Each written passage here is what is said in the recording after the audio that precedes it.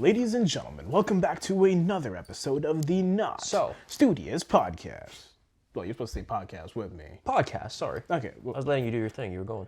You know what? I appreciate that. My name is Justin. Alongside myself is Mike. And today... Well, first of all, happy June. Happy Pride Month for those of you that celebrate. Very true. Today's topic is... about the second thing that is also happening this month. Something that, as men, or even as women, we tend to neglect sometimes. Mental health. And June, funnily enough, is Men's Mental Health Awareness Month. For those of you that don't have an outlet, maybe we hope that this episode is your outlet. That if you are struggling with anything at all, that when you watch this video, much like every other podcast episode, you're a part of our conversation. Let's start with a little explanation. Why is this important to us? Sure. Okay, well, first of all, it's called Men's Mental Health Month, and obviously I respect that, but I think it should be a month for everybody. Mental health is important for everybody, as Justin just said. But for men specifically, I'll talk about that perspective first. Let's do that. Because I feel like women have the ability to... regulate.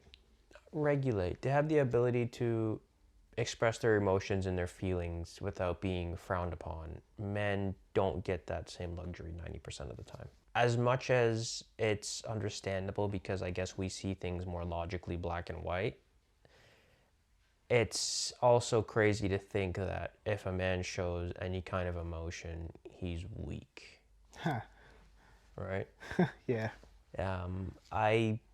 I don't really get it. I mean, I understand it from an attraction standpoint. The more tough and, the more of a man he is, the more attractive he'll be to the opposite sex. Fine, I understand that. But that doesn't mean that they should have to completely suffocate their feelings. No. I mean, yeah, sorry. Did you have more to say? No, I was just going to say, this is not like an attack on women at all. This is an attack on society for painting this picture of what a woman is supposed to be and what a man's supposed to be. Because times change. We're all about acceptance and inclusivity these days. Sure. This is something that ties right into that. And it should be something that ties right into that. Yeah, I would agree. I mean, much like you said, we can only speak from a man's perspective. I was brought up in a conservative brown household where there are certain gender roles that you take on. I would have ever heard those two things come out simultaneously, but here we are. What do you mean? Conservative and then brown. Yeah. Well, I mean, they technically go hand in hand, don't they? Imagine you're at the conservative lab. Like, picture just a room full of conservatives, right? And then, you walk in at the back like, hello. Let's go, Pierre. My God. Bro. I love you, man. Nah, point I'm trying to make, though, like, conservative in the sense of morality. Okay. Not necessarily politically. Fair. And that's usually what I refer to. I'm relatively apolitical, if not moderate, when it comes to politics. When it comes to my morality standpoint, it's more conservative. Okay. But, again, this is what ties into my upbringing. It's more of a conservative brown household. So a lot of the quote-unquote gender norms that exist with being a conservative brown household exist. For example, men are the stronghold of the family, right? They are the rock. If you go, well, not like this rock, but like more so like... Not Dwayne Johnson. Yeah, not Dwayne. Not Dwayne Johnson. Dwayne. Huh? Dwayne. Dwayne. Dwayne. Dwayne. You're not supposed to cry, right? You're not supposed to talk about your feelings because you're the person that takes it on, right? And I don't know if you've ever felt this in your life, but I certainly felt it in mine, where a lot of the experiences with me having to change from someone that was emotional to someone that's more logical and more strong-willed, if you will, is because of relationships. Now, I'm going to preface this by saying, growing up, I come from a predominantly woman household. Yeah, me too. Right? So I had my dad, obviously, and then I had my mom and my two older sisters, which, by the way, are late 80s babies. Okay. Right? So, and I was born in 2002, so there's a significant age gap here. Right? So guess who I went to for advice? Your right? sisters. Because you wouldn't go to your parents because there's only so much they know. Keep in mind, my dad and my mom came around my age. Not the point, though. They don't live in the kind of the generation we're living in now. Two different mentalities here. Sure. Right? You're talking about immigrants versus people that were born here, two different. Okay. Right? Talk to my older sisters about it. I'd get things from a woman's perspective. Mm-hmm. Right? So a lot of that logical advice that I get from my dad, which again is only so much because only so much you can tell him or ask for advice for, you get from a now women perspective who have gone through their own struggles and tell you things that are not quote unquote black or white. So funny enough, this is why you and I are friends, because we are more similar than you realize. My household, my close family circle growing up consisted of my dad. Okay. His mother. Sure. My grandfather on that side passed away before I was born. Okay. His two sisters and my mom's mother. So out of those 5, there was 1 man and 4 women I can confide in. Sure. Okay? Yep. And if there's things like you just said, you're not going to go to mom and dad. I might go to grandma. I might go to one of the aunts. And that gives me, rather than the black and white, you know, your dad would give you, oh, it's this or that. Sure. You know? Yeah. Your female relatives will hit you with the, well, put yourself in those person's shoes. Look at it from that angle. Why don't you look at it from this way? Why don't you look at it from that way? And if they're all in the room, dude, I have 15 new perspectives I wouldn't have thought of. Right? Right? So growing up with that, I would say the best way to define it is you and I probably have a higher emotional intelligence. Sure. Yeah. Okay? Yeah. The part that took me a while to master was balancing that with the black and white, because you do need logic in life. Sure. You need more logic in life than you do emotion in the sense of 100%. thinking. Yep. Right? So what I had to kind of figure out was, okay, how can I look at this black and white and emotionally while still being logical and being able to consider other people in my decisions as well. Right? How do I choose the logical route while not hurting anybody in the process is basically what I'm trying to say. Sure. So those perspectives, being able to balance those two things has probably been one of the best things or the hardest, but the most beneficial things I've done for myself. I'd argue it makes you a more complete person. Yeah, I agree. Right? Because you have the best of both worlds. You have the emotional intelligence that comes from being a woman. Huh? Do you want to rephrase that quickly? Sorry. You have the emotional intelligence of a woman. Okay. While also having the logical thinking of a man. Okay. Right? And you combine the two and you get the mentality and the thought process and whatever thing that you have going through your mind as a combination of the two, that's what you got now. Okay. And it's beneficial for both of us, right? Because if you look at my end, one of the major things that I guess I have to deal with on a consistent basis is struggling between the two. Okay. What do I give more importance towards? And like you said, maybe you've mastered the ability to balance between the two. I don't think I have. It's experience though. Sure. I'm going to be honest. Like, I'm not going to sit here and pretend dude, it's like maybe a year or two ago I finally was able to do that. Sure. And it was literally just from different situations in life where I had to really like figure that out. It's practice, like anything in life, right? Repetition. So let me ask you, right? You've gone through your own fair share of experiences. We both have gone through relationships. We've gone through so many situations we probably won't even tell on screen. But if I were to ask you if you're open to sharing what a couple of your mental health struggles are, what would they be?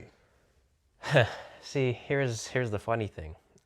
I've been able to overcome majority of my internal struggles just because when people see a weakness in me or see, tell me I can't do something or they don't see this for me or whatever the case may be, I will use that to go and push myself and do whatever that thing is twice as good as they ever can. Now, that goes for things, but at this age in my life, my biggest worries, I guess you can call them, are the future. I don't know what the future holds, right? I want to be successful. I want to be happy. I'd like a family. Those are things that I can't really control. It's the uncontrollable things that scare me the most. Because what I can control, I will give 110% to.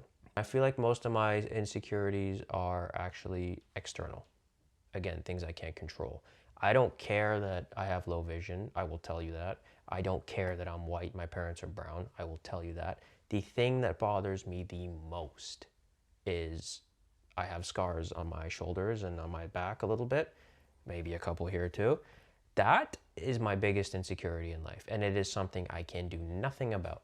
Anyways, man, that's about it on my end, but would you like to share? What you said was pretty profound. Like, I can't Like, I don't know if I'm gonna be able to match his, I don't know, Aura? articulateness, Oh, if that's even the word. But yeah, no. Yeah, man. Like, I mean, that's part of it too. I think. I look at you and I feel inspired. I like how so?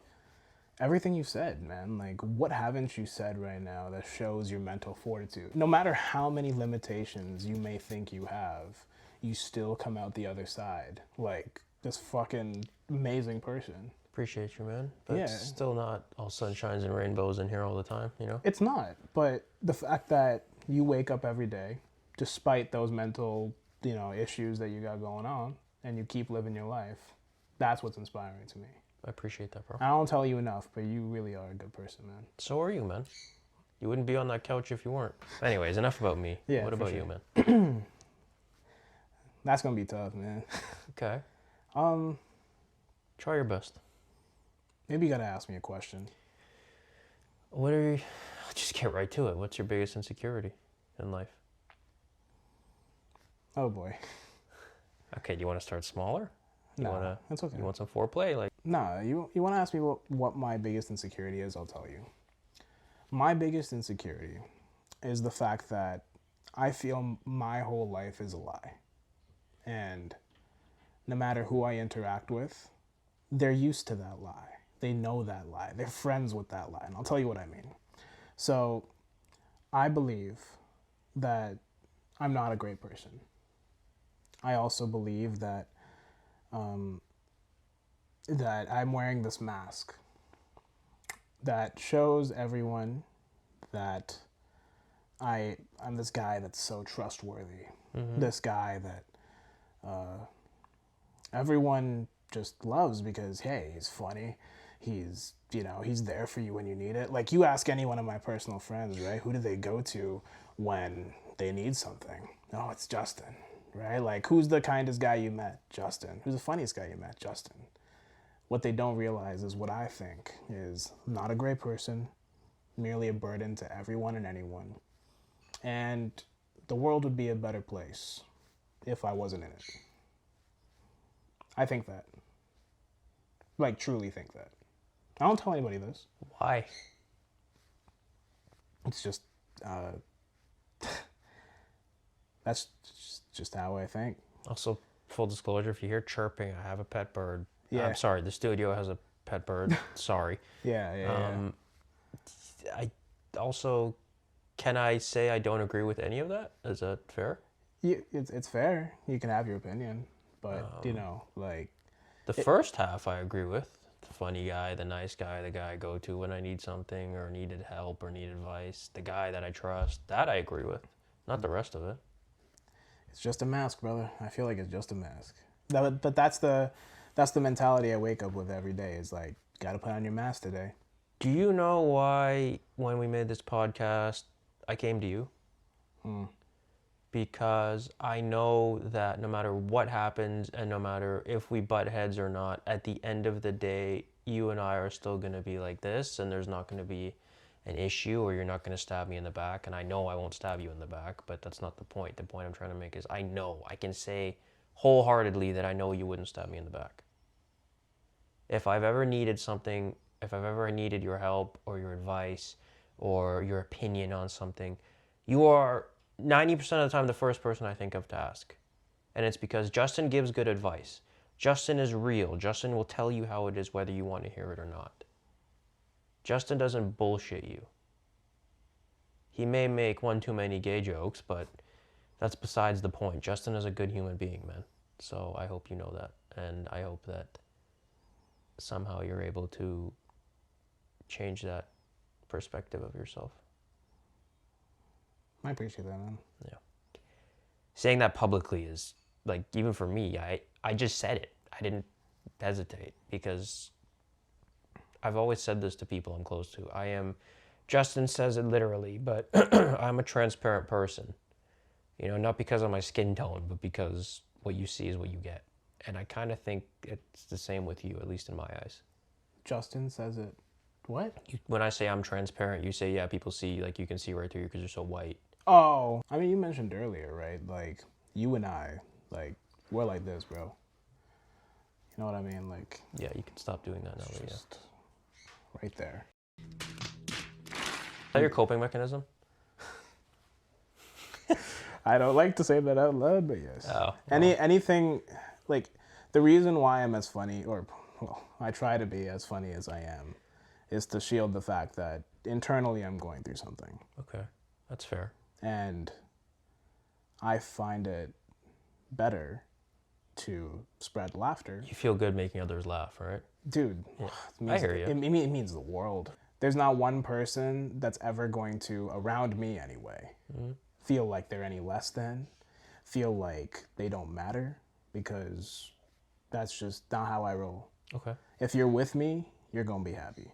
You know, we talk about a lot about ourselves, right? And about our own struggles and things like that, right? But the one thing that I guess will truly mean the most to us, something we've never really introduced before. Yeah, I left the present in there for you, by the way, but we brought out the safe.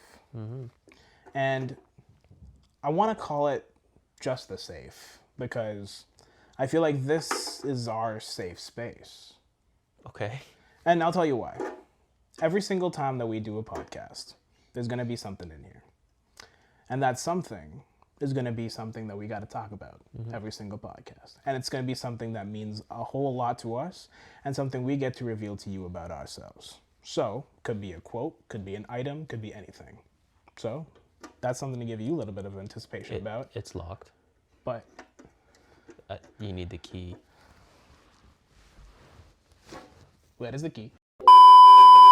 And we're back. I know it's a hard day for you, so I know how much you love wrestling. So I left a little present in there for you. What? About wrestling. It relates to our topic, but you'll see.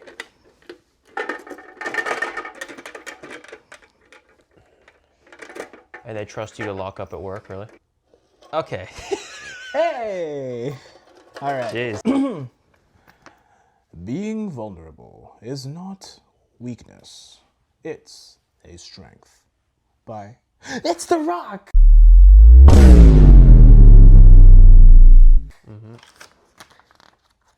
You gonna show them all my chicken scratch handwriting? Yeah. Is my handwriting that bad, actually, or is it kind of okay? I mean, I read it. Okay, fair enough. Anyways, talked about our quotes.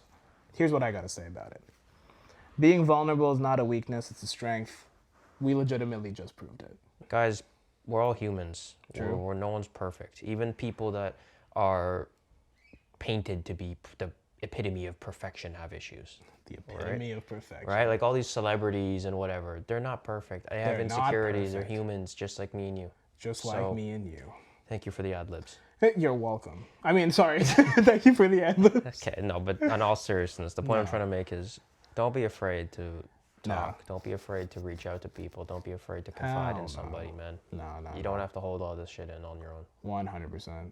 And sometimes just take a nice deep breath. Let it out. Yeah. All right? Clear your head. Hell yeah. You know what the problem is too? I feel like, I guess we mentioned this multiple times. I'm gonna just say it again anyways. Go ahead. Don't bottle shit up. No. Like, if someone that's on the other side of this needs to hear that, stop bottling shit up. And also, there's two more things to add. Sure. One, there are escapes. Exercise, going out, hanging out with people you like, doing things you enjoy. Just do things that make you happy, make you feel good. Mine is exercise. Yeah. When I'm feeling really shitty and I go work out and I put in a good workout, I feel like a brand new person afterwards. Find something to help you cope if you need to. Find something to help you get back into a groove. No, right? Of course. And the second thing is, if you're having problems, don't take it out on somebody else. You don't know what people are going through, right? They don't need your shit on top of theirs. Yeah. Find an outlet. Don't use other people as one. I mean, I would also argue too, there are people out there that you can trust, that you know won't push you away, that will be willing to hear you out, and either A, give you a distraction from your problems, or 2, give you a logical solution, or 3, there's a magical 3, just hear you out. There are people that exist. I feel like you're one of them. Like he said, you gotta have an outlet, but 2, sometimes your outlet's a person, and that's okay. But the important thing to remember is that there are things that you can do on your own too. It's important to not always rely on somebody because you need to build up that strength for yourself. Yes. And again, it's called independence, right? Because sometimes in life, You just can't rely on somebody. Life is all about balance. Yes. Right? As much as it's important to have people around you can talk to, it is important to be strong and have a structure within yourself too, right? Because those people may not always be there. You have to be able to stand alone too, right? Absolutely. So, yeah. And everyone's struggle is different. So like he said, never try and take something out on somebody. Just kind of do your thing. Yeah. You know what I mean? Mm-hmm. But with that said, the Not So Studious fam, we love you, we appreciate you, and we hope that anything that you are going through, no matter what it is, no matter how small you may think it is, we're here for you. And it matters. Whether Yes. it doesn't matter to other people and it just matters to you, still counts. Yeah. And as you can tell, matters to us because we're here to talk about it. Honestly, you have our email. It's there. Yeah. Write us if you need to. This can Talk be to your us. quote unquote business inquiry. All right. Right? If you need anything, talk to us. We're Yeah, here. man. We'll listen. We're very open people. You want advice? Bring it on. But yeah, Agreed. at the end of the day, man, as always, peace and love. And Thank you for watching. that's a wrap. Yeah. That's a wrap. Take care of yourself, guys.